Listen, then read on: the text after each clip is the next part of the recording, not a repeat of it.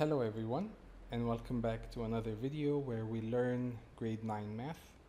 In this video, we're starting a new topic about simplification.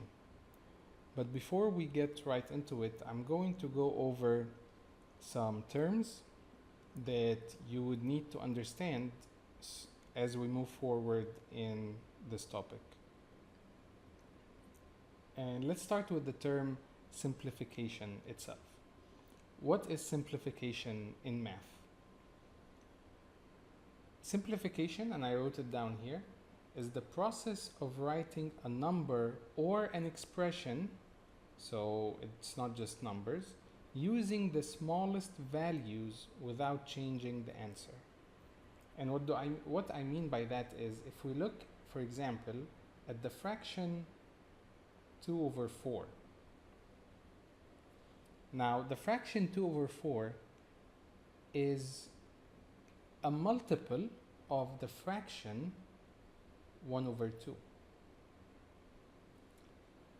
If you type either of these fractions into your calculator, you're going to get the same answer, which is 0.5. So whether we're talking about 2 over 4, or even if we go to higher multiples, like 3 over 6, even 50 over 100, the fraction is still the same. 50 is half of 100, 3 is half of 6, 2 is half of 4. And so the simplest form for this fraction is 1 over 2. And that's what I mean by simplification. The same goes for an equation like, let's say, 2x plus 10 equal 12. Now, I can simplify this equation if I divide all the terms by 2. It won't change the answer because I'm doing the same division with the same number to all the terms of the equation. So the simpler form for this equation, the simplified form, would be x, because 2 divided by 2 is 1. So x plus 5 equals 6. All right, so just know basically what simplification is and so it's this process that we're going to be doing of getting everything to its simplest form. Okay, next is rational numbers.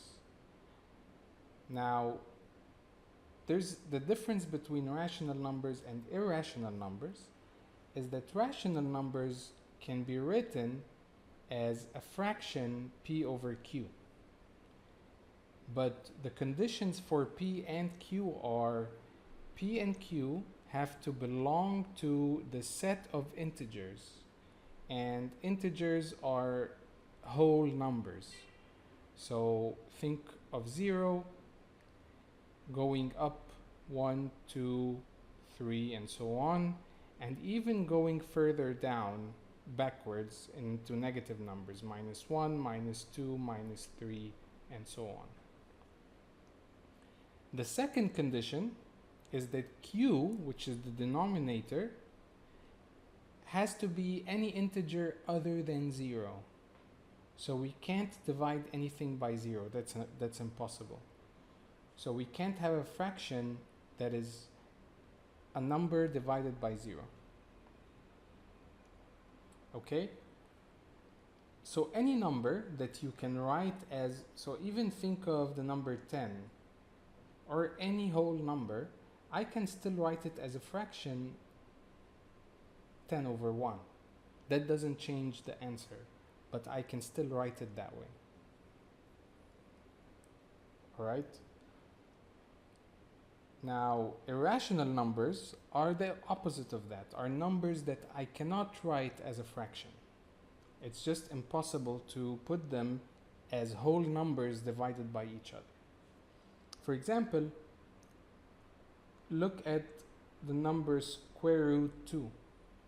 So if you type that into your calculator, the square root of 2, and you find the answer, it's going to be a number with a lot of decimals in it. 1 point, and then the numbers keep going, keep on going. There's no end in sight. Okay, and there's no order to the numbers either. We just simply cannot turn that number into a fraction, into two whole numbers in a fraction. Another example is pi. Pi, for short, we can say it's 3.14, but in reality it's made of so many other numbers that keep going on with no pattern whatsoever. All right? On the other hand, a number like 1/3 would give us the answer 0.333, and it's going to keep repeating. So we turn that into 0.3 recurring. That, even though the numbers go infinitely on, it is still a number we can write as a fraction. So repeating decimals are still rational numbers.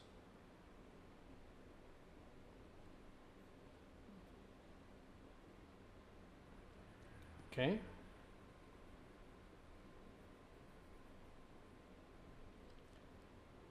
All right, and the last term for this video is a square root.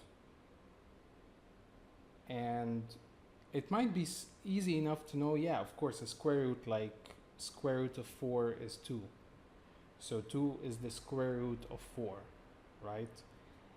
And technically, by definition, a square root of x, some number x, is a number that when you multiply it by itself gives us x. Okay? Now there are conditions for x. Actually, it's one condition, and x has to be a positive number. That's it.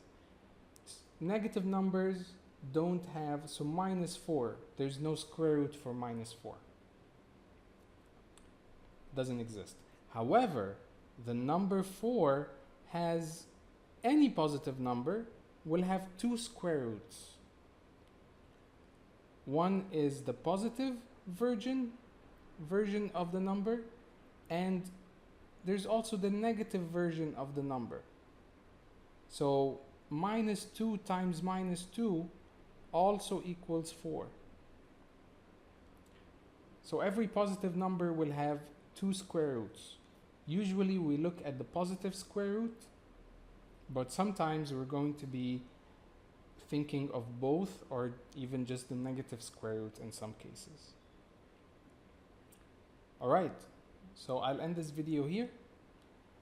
I hope it was useful. Please subscribe and share, like the video, show it to your friends who need help with math as well. I'd really appreciate it, and I'll see you in the next video.